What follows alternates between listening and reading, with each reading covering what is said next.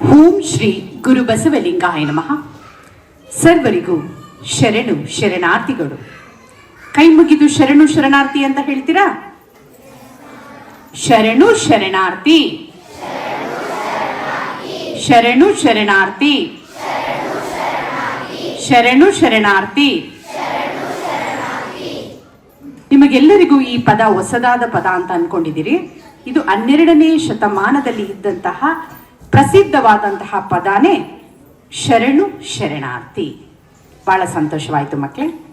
ಜ್ಞಾನದ ಬಲದಿಂದ ಅಜ್ಞಾನದ ಕೇಡು ನೋಡಯ್ಯ, ಜ್ಯೋತಿಯ ಬಲದಿಂದ ತಮಂದದ ಕೇಡು ನೋಡಯ್ಯ, ಸತ್ಯದ ಬಲದಿಂದ ಅಸತ್ಯದ ಕೇಡು ನೋಡಯ್ಯ, ಪರುಷದ ಬಲದಿಂದ ಅವಲೋಹದ ಕೇಡು ನೋಡಯ್ಯ, ಕೂಡಲ ಸಂಗನ ಶರಣರ ಅನುಭಾವದ ಬಲದಿಂದ ಎನ್ನ ಭವದ ಕೇಡು ನೋಡಯ್ಯ. ವಿಶ್ವಗುರು ಬಸವಣ್ಣನವರ ವಚನವನ್ನ ಸ್ಮರಿಸುತ್ತಾ ಇಂದು ಶರಣು ವಿಶ್ವವಚನ ಫೌಂಡೇಶನ್ ಮೈಸೂರು ವತಿಯಿಂದ ಶ್ರೀಮತಿ ಎಸ್.ಎನ್. ಶಾರದಾ ಮತ್ತು ಶ್ರೀ ಎನ್.ಟಿ. ಸಿದ್ದರಾಮಣ್ಣನವರ್ ಬೆಂಗಳೂರು ಮತ್ತು ಶ್ರೀಮತಿ ವನಜಾಕ್ಷಮ್ಮ ಮತ್ತು ಶ್ರೀಮತಿ ಸವಿತಾ ಸಿ. ಜಂಬಗಿ ಬೆಂಗಳೂರು ಇವರ ದತ್ತಿ ಅಂಗವಾಗಿ ಶಾಲೆಗಳೆಡೆಗೆ ವಚನಗಳ ನಡಿಗೆ ಕಾರ್ಯಕ್ರಮ 122ನೇ ಕಾರ್ಯಕ್ರಮವನ್ನು ಎಸ್.ಕೆ. ಪಬ್ಲಿಕ್ ಶಾಲೆ ಆನೇಕಲ್ ತಾಲೂಕು ಬೆಂಗಳೂರು ಇಲ್ಲಿ ಆಯೋಜಿಸಲಾಗಿದೆ. ಈ ಕಾರ್ಯಕ್ರಮದ ದತ್ತಿ ದಾಸೋಹಿಗಳಾಗಿರುವಂತಹ ಶ್ರೀಮತಿ ಎಸ್.ಎನ್. ಶಾರದಾ ಮತ್ತು ಶ್ರೀ ಎನ್.ಟಿ. ಸಿದ್ದರಾಮಣ್ಣನವರಿಗೆ ಭಕ್ತಿಪೂರ್ವಕ ಶರಣು ಶರಣಾರ್ಥಿಗಳನ್ನು ಅರ್ಪಿಸುತ್ತೇನೆ. ಮತ್ತೊಬ್ಬರು ದತ್ತಿಯನ್ನ ಸ್ಥಾಪನೆ ಮಾಡಿರುವಂತಹ ಶ್ರೀಮತಿ ಸವಿತಾ ಸಿ. ಜಂಬಗಿ ಕುಟುಂಬದವರು ಇನ್ನೇನು ಕೆಲವೇ ಸಮಯದಲ್ಲಿ ಬರುತ್ತಾರೆ. ಅವರ ಅನುಪಸ್ಥಿತಿಯಲ್ಲೂ ಕೂಡ ಅವರಿಗೆ ಶರಣಾರ್ಥಿಗಳನ್ನ ಸಮರ್ಪಿಸಿ ಈ ಕಾರ್ಯಕ್ರಮದ ಉದ್ಘಾಟನೆಯನ್ನ ನೆರವೇರಿಸಲು ಇಲ್ಲಿ ನಮ್ಮ ವೇದಿಕೆಯಲ್ಲಿ ಉಪಸ್ಥಿತರಿರುವಂತಹ doctor C B. Shashidhar ಸಂಸ್ಥಾಪಕರು SK. Public ಶಾಲೆ ಇವರಿಗೂ ಕೂಡ ಹೃದಯಪೂರ್ವಕವಾಗಿ ನಾನು ಶರಣು ಶರಣಾರ್ಥಿಗಳನ್ನ ಅರ್ಪಿಸುತ್ತಿದ್ದೇನೆ. ಈ ಕಾರ್ಯಕ್ರಮದ ಅಧ್ಯಕ್ಷತೆಯನ್ನು ವಹಿಸಿರುವಂತಹ ಶ್ರೀಯುತ ವಚನಕುಮಾರ ಸ್ವಾಮಿ ಸಂಸ್ಥಾಪಕರು ಶರಣು ವಿಶ್ವವಚನ ಫೌಂಡೇಶನ್ ಅವರಿಗೂ ಕೂಡ ನಾನು ಭಕ್ತಿಪೂರ್ವಕ ಶರಣು ಶರಣಾರ್ಥಿಗಳನ್ನು ಸಮರ್ಪಿಸುತ್ತೇನೆ. ಈ ಶಾಲೆಯ ಎಲ್ಲ ಶಿಕ್ಷಕ ವೃಂದದವರಿಗೆ, ಬೋಧಕೇತರ ವರ್ಗದವರಿಗೆ ಹಾಗೂ ನೆಚ್ಚಿನ ವಿದ್ಯಾರ್ಥಿಗಳಿಗೂ ಕೂಡ ನಾನು ಶರಣು ಶರಣಾರ್ಥಿಯನ್ನ ಸಮರ್ಪಿಸುತ್ತೇನೆ.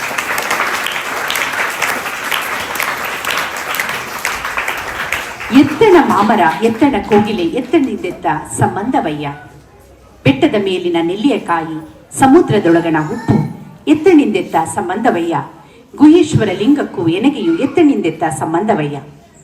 ಯಾಕೆ ಈ ಒಂದು ಅಲ್ಲಮ ಪ್ರಭುದೇವರ ವಚನವನ್ನ ಈ ಒಂದು ಸಂದರ್ಭದಲ್ಲಿ ನಾನು ಸ್ಮರಿಸುತ್ತಿದ್ದೇನೆ ಅಂದ್ರೆ, ನೋಡಿ, ಶಾರದಾ ಸಿದ್ದರಾಮಣ್ಣನವರು ಯಾರು ಅನ್ನೋದು ನಮಗೆ ಗೊತ್ತಿರಲಿಲ್ಲ. ಹಾಗೆ ಸವಿತಾ ಸಿ. ಜಂಬಗಿ ಅವರು ಕೂಡ ನಮಗೆ ಗೊತ್ತಿರಲಿಲ್ಲ. ಶಶಿಧರ್ ಸರ್ ಕೂಡ ನಮಗೆ ಗೊತ್ತಿರಲಿಲ್ಲ. ಆದರೆ ಇವರು ಮೂರು ಒಳ್ಳೆಯ ವ್ಯಕ್ತಿಗಳನ್ನ, ಸಜ್ಜನ ವ್ಯಕ್ತಿಗಳನ್ನ ನಮಗೆ ಪರಿಚಯ ಮಾಡಿಕೊಟ್ಟಿರೋದು ನಮಗೆ ವಚನ ಸಾಹಿತ್ಯ. ಯಾಕಂದ್ರೆ ಈ ವಚನ ಸಾಹಿತ್ಯದ ಸಂಬಂಧ ಇದೆಯಲ್ಲ, ಈ ಮೂವರನ್ನ ನಮಗೆ ಪರಿಚಯ ಮಾಡಿಕೊಟ್ಟು ಒಳ್ಳೆಯ ಕಾರ್ಯಕ್ರಮವನ್ನ ಮಾಡೋದಕ್ಕೆ ಇವತ್ತು ಅನುಮತಿಯನ್ನ ಕೊಡ್ತಾ ಇದೆ ಅಂದ್ರೆ ನಾವು ವಚನ ಸಾಹಿತ್ಯಕ್ಕೆ ಎಷ್ಟು ಕೋಟಿ ನಮಸ್ಕಾರಗಳನ್ನ ಹೇಳಿದ್ರು ಕೂಡ ಸಾಕಾಗೋದಿಲ್ಲ. ಯಾಕಂದ್ರೆ ಈ ವಚನ ಸಾಹಿತ್ಯ 12ನೇ ಶತಮಾನದಲ್ಲಿ ಇದ್ದದ್ದು ನಮಗೆಲ್ಲರಿಗೂ ಗೊತ್ತು. ಆಗ ರಚನೆ ಆದಂತಹ ವಚನ ಸಾಹಿತ್ಯ ಇವತ್ತು ನೀವು 12ಅನ್ನ ರಿವರ್ಸ್ ಮಾಡಿದ್ರೆ ಏನ್ ಸಿಗುತ್ತೆ ನಿಮಗೆ?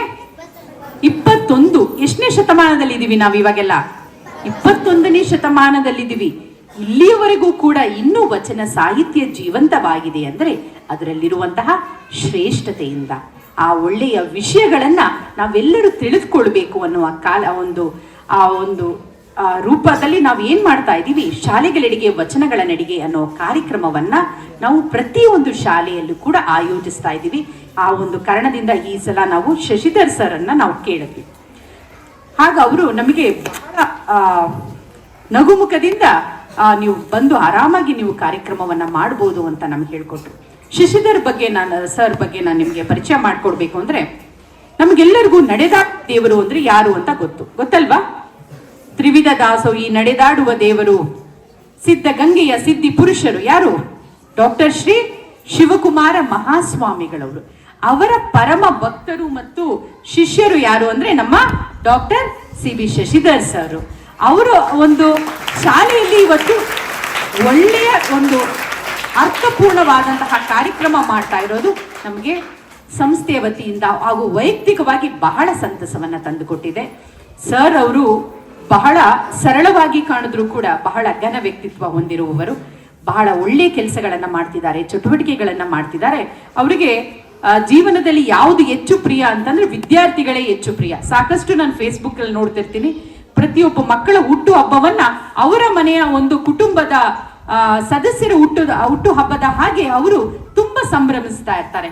ನೀವೆಲ್ಲರೂ ವಿದ್ಯಾರ್ಥಿಗಳೇ ಅವರ ಉಸಿರು ಆಗಿದ್ದೀರಿ. ಇಂತಹ ಒಂದು ಒಳ್ಳೆಯ ಸಂಸ್ಥಾಪಕರು ಈ ಶಾಲೆಯನ್ನ ಒಂದು ಪ್ರಾರಂಭ ಮಾಡಿ ಎಷ್ಟೋ ವಿದ್ಯಾರ್ಥಿಗಳಿಗೆ ವಿದ್ಯಾಭ್ಯಾಸವನ್ನ ಕೊಟ್ಟು ಅವರ ಜೀವನಕ್ಕೆ ಒಂದು ದಾರಿದೀಪವಾಗಿದ್ದಾರೆ. ನಾನು ಅವರಿಗೆ ಒಂದು ಭಕ್ತಿಪೂರ್ವಕ ಶರಣಾರ್ಥಿಯನ್ನ ಸಮರ್ಪಿಸ್ತೇನೆ. ಈ ಕಾರ್ಯಕ್ರಮ ಮಾಡಿಕೊಡೋದಕ್ಕೆ ಅನುಮತಿ ಏನೋ ನಮ್ಮ ಶಶಿಧರ್ ಸರ್ ಕೊಟ್ಟು ಬಿಟ್ರು. ಆದ್ರೆ ಈ ಕಾರ್ಯಕ್ರಮ ಮಾಡೋದಕ್ಕೆ ನಮಗೆ ಆರ್ಥಿಕವಾಗಿಯೂ ಕೂಡ ಪ್ರಬಲವಾಗಿರಬೇಕು. ಆರ್ಥಿಕವಾಗಿ ಮಾತ್ರವಲ್ಲ, ಒಂದು ದೈಹಿಕವಾಗಿ ಎಲ್ಲಾ ರೀತಿಯಲ್ಲೂ ಕೂಡ ನಮಗೆ ಒಂದು ನಾವಿದೀವಿ ಅಂತ ಜೊತೆಗೆ ನಿಂತವರೇ ನಮ್ಮ ಇಬ್ಬರು ದಂಪತಿಗಳು ಶರಣ ದಂಪತಿಗಳು ಅಂತಾನೆ ಹೇಳ್ಬೋದು. ಒಂದು ವಚನ ಇದೆ, ಲೋಕದಂತೆ ಬಾರರು, ಲೋಕದಂತೆ ಇರರು, ಲೋಕದಂತೆ ಹೋಹರು ನೋಡೆಯ, ಪುಣ್ಯದಂತೆ ಬಪ್ಪರು, ಜ್ಞಾನದಂತೆ ಇಬ್ಬರು, ಮುಕ್ತಿಯಂತೆ ಹೋಹರು ನೋಡೆಯ್ಯ, ಉರಿಲಿಂಗ ದೇವ ನಿಮ್ಮ ಶರಣರು ಉಪಮಾತೀತರಾಗಿ ಉಪಮಿಸಬಾರದು ಅಂತ ಹೇಳ್ತಾರೆ. ಇಂತಹ ಶರಣ ದಂಪತಿಗಳು 12ನೇ ಶತಮಾನದಲ್ಲಿ ಜನಿಸಿದ್ರು ಅನ್ಸುತ್ತೆ. ಮತ್ತೆ 21ನೇ ಶತಮಾನದಲ್ಲಿ ನಮ್ಮ ಮುಂದೆ ಕುಳಿತಿದ್ದಾರೆ. ಅವರೇ ನಮ್ಮ ಶಾರದಾ ಮತ್ತು ಸಿದ್ದರಾಮಯ್ಯನವರ ದಂಪತಿಗಳು.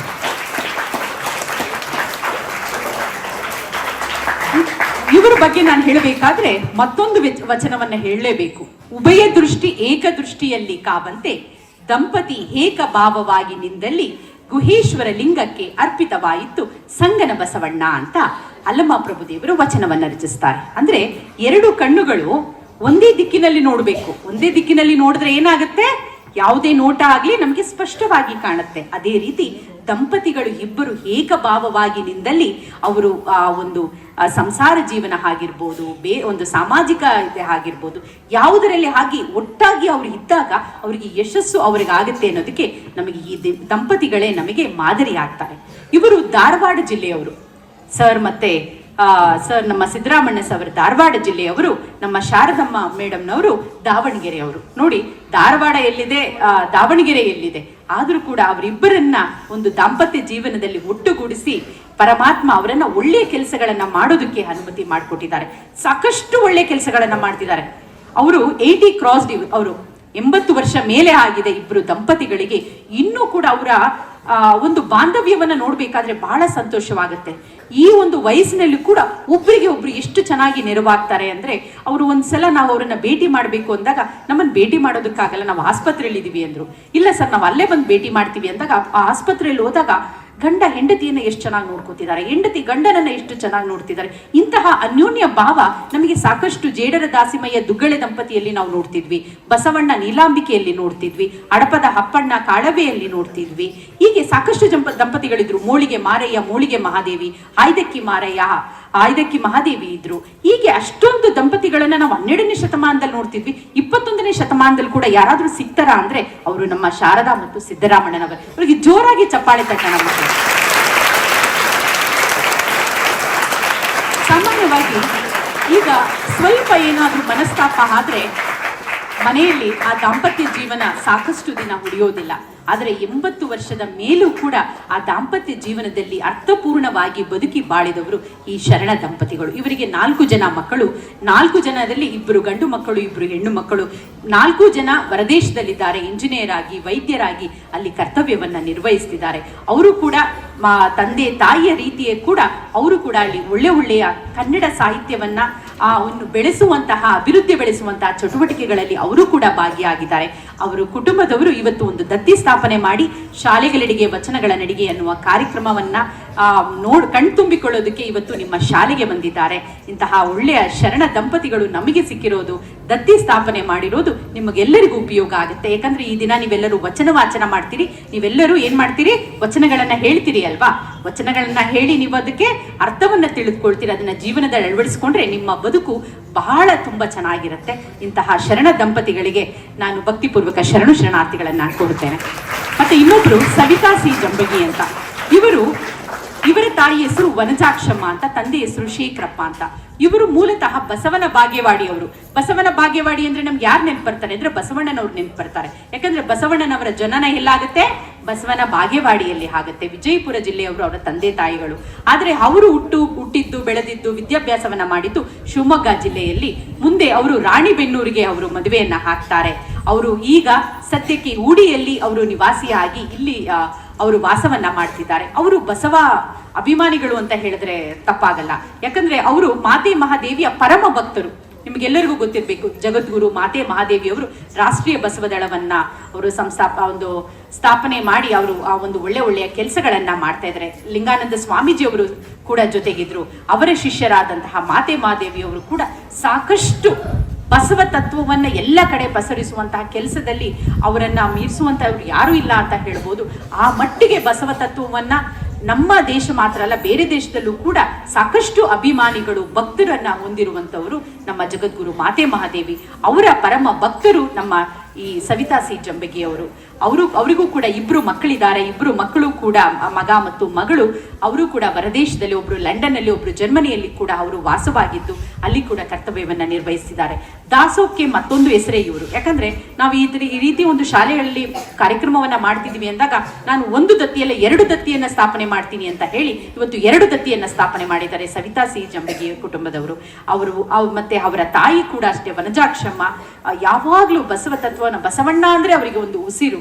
ಅಂತಹ ಬಸವಾಭಿಮಾನಿಗಳು ನಮ್ಮ ಫೌಂಡೇಶನ್ ಅಲ್ಲಿ ದತ್ತಿಯನ್ನ ಸ್ಥಾಪನೆ ಮಾಡಿರೋದು ನಮಗೂ ಕೂಡ ಸಂತಸ ತಂದಿದೆ. ಅವರ ಕುಟುಂಬ ವರ್ಗದವರಿಗೆ ಒಳ್ಳೇದಾಗ್ಲಿ ಅಂತ ನಾವು ಒಂದು ಚಪ್ಪಾಳೆ ತಟ್ಟುವುದರ ಮೂಲಕ ಒಂದು ಧನ್ಯವಾದಗಳನ್ನು ಅರ್ಪಿಸೋಣ. ಮಕ್ಕಳು, ಇನ್ನು ನಮ್ಮ ಸಂಸ್ಥೆಯ ಬಗ್ಗೆ ಹೇಳಬೇಕಾದ್ರೆ, ನಾನು ಆಗ್ಲೇ ಹೇಳಿದೆ ಶಿವಕುಮಾರ ಮಹಾಸ್ವಾಮಿಗಳು ಶಿಷ್ಯರ ಶಾಲೆಗೆ ನಾವು ಬಂದಿದ್ದೀವಿ ಅಂತ. ನಾವು ಕೂಡ ಅವರ ಪರಮ ಭಕ್ತರು. ನಮ್ಮ ಸಿದ್ಧಗಂಗೆಯ ಸಿದ್ಧಿ ಪುರುಷರಾದಂತಹ ಡಾಕ್ಟರ್ ಪರಮ ಪೂಜ್ಯ ಶ್ರೀ ಶಿವಕುಮಾರ ಮಹಾಸ್ವಾಮಿಗಳವರೇ ನಮ್ಮ ಸಂಸ್ಥೆಯನ್ನ ಶರಣು ವಿಶ್ವವಚನ ಫೌಂಡೇಶನ್ ಅನ್ನ 2016ನೇ ಇಸ್ವಿಯಲ್ಲಿ ಉದ್ಘಾಟನೆ ಮಾಡಿದ್ರು. ಅವರ ಹಸ್ತದಿಂದ ಉದ್ಘಾಟನೆ ಮಾಡಿರುವಂತಹ ಸಂಸ್ಥೆ ಸಾಕಷ್ಟು ಚಟುವಟಿಕೆಗಳನ್ನ ಮಾಡಿ 10 ವರ್ಷವನ್ನ ಪೂರೈಸಿ ಇವತ್ತು 11 ವರ್ಷಕ್ಕೆ ತಲುಪಿದಿವೆ. ನಮ್ಮ ಒಂದು ಸಂಸ್ಥೆ 15 ದೇಶ, 10 ರಾಜ್ಯ ಮತ್ತು ಆಲ್ ಓವರ್ ಕರ್ನಾಟಕ ಎಲ್ಲ ಕಡೆ ಕೆಲಸಗಳನ್ನ ಮಾಡಿಕೊಂಡು ಸಾಕಷ್ಟು ಜನರನ್ನ ಒಂದು ಸದಸ್ಯರನ್ನ ಹೊಂದಿದ್ದು ನಮ್ಮ ಒಂದು ಸಂಸ್ಥೆ ಒಳ್ಳೆಯ ನಿಟ್ಟಿನಲ್ಲಿ ಸಮಾಜಕ್ಕೆ ಒಂದು ಒಳ್ಳೆಯ ಒಂದು ವಿಷಯವನ್ನ, ಮೌಲ್ಯವನ್ನ ತಿಳಿಸುವಲ್ಲಿ ಯಶಸ್ವಿಯಾಗಿದೆ ಅಂತ ನಾನು ಹೇಳೋದಕ್ಕೆ ಇಚ್ಛೆ ಪಡ್ತೇನೆ. ನಮ್ಮ ಈ ಸಂಸ್ಥೆಯಿಂದ ಸಾಕಷ್ಟು ಚಟುವಟಿಕೆಗಳನ್ನ ಮಾಡ್ತಿದೀವಿ ಅಂತ ಹೇಳಿದೆ. ಅದರಲ್ಲಿ ಮುಖ್ಯವಾಗಿ ನಮಗೆ ವಿದ್ಯಾರ್ಥಿಗಳು ಬಹಳ ಮುಖ್ಯವಾಗುತ್ತೆ. ಯಾಕಂದ್ರೆ ನಾವು ಅಡಿಪಾಯವನ್ನ ಸರಿಯಾಗಿ ಹಾಕಿದ್ರೆ ಕಟ್ಟಡವನ್ನ ಹೇಗ್ ಬೇಕಾದ್ರೂ ಕಟ್ಬೋದು ಅಲ್ವಾ. ಅದಕ್ಕೆ ಅಡಿಪಾಯದಲ್ಲಿ ನಾವು ಮೌಲ್ಯಗಳನ್ನ ಬಿತ್ತನೆ ಮಾಡಿದ್ರೆ, ವಚನದಲ್ಲಿ ಇರುವಂತಹ ಮೌಲ್ಯಗಳು ಎಷ್ಟು ಚೆನ್ನಾಗಿದೆ ಅಂದ್ರೆ ಯಾರಾದ್ರೂ ಮನೆಗೆ ಬರ್ತಾರೆ ಅಲ್ವಾ, ಅದಕ್ಕೂ ಅಂದಾಗ ನೀವ್ ಹೇಗಿರ್ಬೇಕು ಅನ್ನೋದಕ್ಕೆ ಒಂದು ವಚನವನ್ನ ಬಸವಣ್ಣನವರು ರಚಿಸ್ತಾರೆ. ಏನಿ ಬಂದಿರಿ ಅದುಳ ಬಿದ್ದಿರಿ ಎಂದರೆ ನಿಮ್ಮ ಮೈಸಿರಿ ಹಾರಿ ಹೋವುದೇ, ಕುಳ್ಳಿರೆಂದರೆ ನೆಲ ಕುಳಿ ಹೋವುದೇ, ಒಡನೆ ನುಡಿದರೆ ಸಿರ ಹೊಟ್ಟೆ ಉಡುವುದೇ, ಕೂಡಲಿಲ್ಲದಿದ್ದಡೊಂದು ಗುಣವಿಲ್ಲದಿದ್ದಡೆ ಮೂಗ ಕೊಯ್ವ ಮಾಲ್ಬನೆ ಕೂಡಲ ಸಂಗಮ ದೇವ ಅಂತ ಹೇಳ್ತಾರೆ. ಯಾರಾದ್ರೂ ಮನೆಗೆ ಬರ್ತಾರೆ, ನಿಮ್ಮ ಮನೆಗೆ, ಅವ್ರ ಮನೆಗೆ ಬಂದಾಗ ನೀವೇನ್ ಮಾಡ್ಬೇಕು? ನಿಮ್ಮಪ್ಪ ನಿಮ್ಮಮ್ಮ ಇರಲ್ಲ, ಹೊರಟೋಗಿ ನೀವು ನಮ್ಮ ಮನೇಲಿ ಯಾರು ಇಲ್ಲ ಅಂತ ಹೇಳ್ತೀರಾ? ಇಲ್ಲ. ಏನ್ ಮಾಡ್ಬೇಕು? ಅವರನ್ನ ಪ್ರೀತಿಯಿಂದ, ನಗುಮುಖದಿಂದ ಮನೆ ಒಳಗಡೆ ಬರಮಾಡಿಕೊಳ್ಬೇಕು ಅಲ್ವಾ. ಅದೇ ನಮ್ಮ ಸಂಸ್ಕಾರ. ವಿದ್ಯೆ ಜೊತೆ ನಾವ್ ಏನನ್ನ ರೂಪಿಸ್ಕೊಳ್ಬೇಕು, ಅಳವಡಿಸ್ಕೊಳ್ಬೇಕು? ಸಂಸ್ಕಾರವನ್ನ ಅಳವಡಿಸಿಕೊಳ್ಬೇಕು. ಮಕ್ಕಳೇ, ನಾವು ಎಷ್ಟೇ ದೊಡ್ಡವರಾಗಿರ್ಬೋದು, ಡಬಲ್ ಡಿಗ್ರಿ ತಗೋಬಹುದು, PhD ಮಾಡ್ಬೋದು, ದೊಡ್ಡ ಹುದ್ದೆಯಲ್ಲಿ ಇರ್ಬೋದು, ಆದ್ರೆ ನಮ್ಮಲ್ಲಿ ಯಾವಾಗ್ಲೂ ಕೂಡ ಅಹಂ ಭಾವನೆ ಇರಬಾರ್ದು. ಸರಳತೆ ಇರಬೇಕು, ಸಜ್ಜನ ಸ್ವಭಾವ ಇರಬೇಕು, ಒಳ್ಳೆಯ ವ್ಯಕ್ತಿತ್ವ ಇರಬೇಕು, ಒಳ್ಳೆಯ ಗುಣಗಳನ್ನ ಬೆಳೆಸ್ಕೋಬೇಕು, ಒಳ್ಳೆಯ ಮೌಲ್ಯಗಳನ್ನ ಅಳವಡಿಸಿಕೊಳ್ಬೇಕು. ಯಾರಾದ್ರೂ ಮನೆಗೆ ಬಂದಾಗ ಅವರಿಗೆ ನಮ್ಮ ಮನೆಯಲ್ಲಿ ಮಜ್ಜಿಗೆ ಇಲ್ಲ ಅಂದ್ರೂ ಕೊಡೋದಕ್ಕೆ, ಜ್ಯೂಸ್ ಇಲ್ಲ ಅಂದ್ರೂ ಪರವಾಗಿಲ್ಲ, ಒಂದು ಲೋಟ ನೀರನ್ನ ನಾವು ಸಂತೋಷದಿಂದ, ಪ್ರೀತಿಯಿಂದ, ನಗುಮುಖದಿಂದ ಕೊಟ್ಟಾಗ ಅವರಿಗೆ ಬಾಯಾರಿಕೆ ಆಗಿದ್ರೆ ಅವರ ಬಾಯಾರಿಕೆಯನ್ನ ನೀವು ನೀಗಿಸ್ದಂಗಾಗತ್ತೆ ಅಲ್ವಾ. ಅಂತ ಒಂದು ಸಂದರ್ಭದಲ್ಲಿ ಅವ್ರು ತುಂಬಾ ಸಂತೋಷ ಪಡ್ತಾರೆ ಅಲ್ವಾ. ಯಾರೇ ಮನೆಗೆ ಬಂದ್ರು ಕೂಡ ತುಂಬಾ ಚೆನ್ನಾಗಿ ನೋಡ್ಕೊಳ್ಬೇಕು, ಇಲ್ಲ ಅಂದ್ರೆ ಪರಮಾತ್ಮನಿಗೆ ಅದು ಇಷ್ಟ ಆಗಲ್ಲ ಅಂತ ಹೇಳೋದಕ್ಕೂ ಕೂಡ ಇದೊಂದು ವಚನವನ್ನ ಹೇಳ್ತಾರೆ. ಹೀಗೆ ಸಾಕಷ್ಟು ವಚನಗಳಿವೆ ಮಕ್ಕಳೇ. ಆ ವಚನಗಳನ್ನೆಲ್ಲ ನೀವೆಲ್ಲರೂ ಅಧ್ಯಯನ ಮಾಡಿ ಜೀವನದಲ್ಲಿ ಅಳವಡಿಸಿಕೊಳ್ಳಿ ಅಂತ ಹೇಳ್ತಾ, success is when you signature changes to autograph ಅಂತ ಡಾಕ್ಟರ್ APJ ಅಬ್ದುಲ್ ಕಲಾಂ ರವರು ಹೇಳ್ತಾರೆ. ಗೊತ್ತಲ್ಲ ನಮಗೆ, ರಾಷ್ಟ್ರಪತಿಗಳಾದಂತಹ ಯಾರು APJ ಅಬ್ದುಲ್ ಕಲಾಂ ಅವರು ನ್ಯೂಕ್ಲಿಯರ್ ಸೈಂಟಿಸ್ಟ್ ಕೂಡ ಆಗಿದ್ರು. ಅವ್ರು ಎಷ್ಟು ಒಳ್ಳೆಯ ಮಾತನ್ನ ಹೇಳ್ತಾರೆ. ಒಂದಲ್ಲ ಒಂದು ದಿನ ನಾನು ನಿಮ್ಮ ಶಾಲೆಗೆ ಒಂದು 10 ವರ್ಷ 20 ವರ್ಷ ಆದ್ಮೇಲೆ ಬಂದ್ರು ಕೂಡ ಹೇಗಿರ್ಬೇಕು, ನಾನು ನಿಮ್ಮ ಹತ್ರ ಸಿಗ್ನೇಚರ್ ತಗೊಳ್ಳುವಂತಹ ದೊಡ್ಡ ಸೆಲೆಬ್ರಿಟಿಗಳ ಹಾಕ್ಬೇಕು. ಆ ದೊಡ್ಡ ಸೆಲೆಬ್ರಿಟಿಗಳು ನಿಮ್ಮ ಹತ್ರ ಯಾರಾದ್ರೂ ಬಂದು ಸುಮ್ನೆ ಸೈನ್ ಮಾಡ್ಕೊಡಿ ಅಂತ ಕೇಳ್ತಾರಾ? ಕೇಳಲ್ಲ. ನೀವೇನಾದ್ರು ಸಾಧನೆ ಮಾಡಿದ್ರೆ ಮಾತ್ರ ಒಂದು ಆಟೋಗ್ರಾಫ್ ಹಾಕ್ತೀರಾ ಅಂತ ಕೇಳ್ತಾರೆ. ನೀವ್ ಯಾರಾದ್ರೂ ಕ್ರಿಕೆಟ್ ಪರ್ಸನ್ ಅನ್ನ ನೋಡಿದ್ರೆ ಓಡೋಗಿ ಆಟೋಗ್ರಾಫ್ ಹಾಕ್ಸ್ಕೋತೀರಲ್ವಾ? ಯಾರಾದ್ರೂ ಫಿಲಮ್ ಅಲ್ಲಿ ಮಾಡಿದ್ರೆ ಅವ್ರ ಹತ್ರ ಹೋಗಿ ಆಟೋಗ್ರಾಫ್ ಹಾಕ್ಸ್ಕೋತೀರಿ ಅಲ್ವಾ? ಅಂತ ದೊಡ್ಡ ಸೆಲೆಬ್ರಿಟಿಗಳು ಒಳ್ಳೆಯ ಸಾಧನೆಯನ್ನ ಮಾಡಿ ನೀವು ಕೂಡ ಒಳ್ಳೆಯ ಸಾಧನೆಯ ವ್ಯಕ್ತಿಗಳಾಗಿ ರೂಪುಗೊಳ್ಳಿ ಅಂತ ಹೇಳ್ತಾ, ಈ ಒಂದು ಕಾರ್ಯಕ್ರಮವನ್ನ ಇಲ್ಲಿ ಮಾಡೋದಕ್ಕೆ ನಮಗೆ ಅನುವು ಮಾಡಿಕೊಟ್ಟಂತಹ ಶಶಿಧರ್ ಸರ್ಗೆ ನಾನು ಹೃದಯಪೂರ್ವಕ ಧನ್ಯವಾದಗಳನ್ನ ಅರ್ಪಿಸುತ್ತೇನೆ. ಶರಣು ಶರಣಾರ್ಥಿ.